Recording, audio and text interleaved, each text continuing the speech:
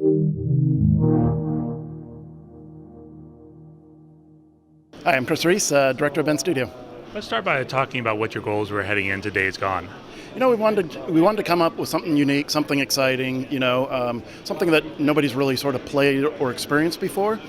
And I think that's where we're going with Days Gone, that everybody's going to see very shortly.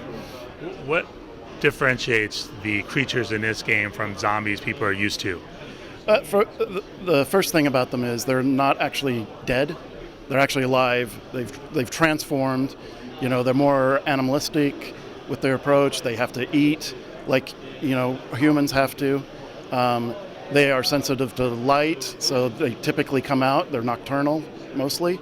And as you saw in this demo, you'll see them coming out from the interiors at night to feed.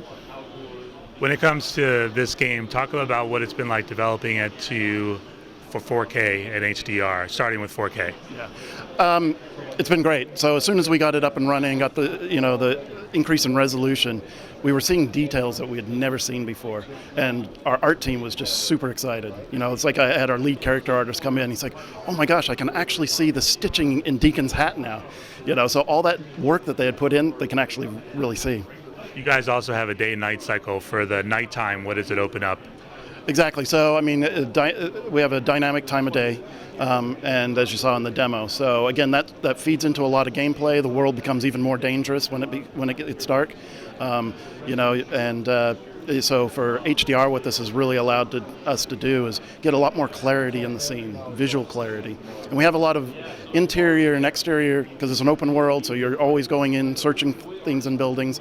So that transition going into a dark interior from a really bright exterior, HDR makes it just that transition so much smoother and more natural looking. Not everyone's going to have a 4K out of the gate. The fact that HDR is now going to be backwards compatible, how does that impact PS4 Pro gaming moving forward? I think, for regular, PS4 being able to output HDR, I think that's super fantastic because, that's had such a huge impact on the visual image. And for PS4 Pro, somebody hasn't got a 4K TV, they're still going to do well because we're still outputting a 4K image that is being downsampled, to 1080p. So that's going to be much sharper 1080p image than you would normally get. And the extra rendering and processing power in a PS4 Pro, how does that impact things outside of the visuals?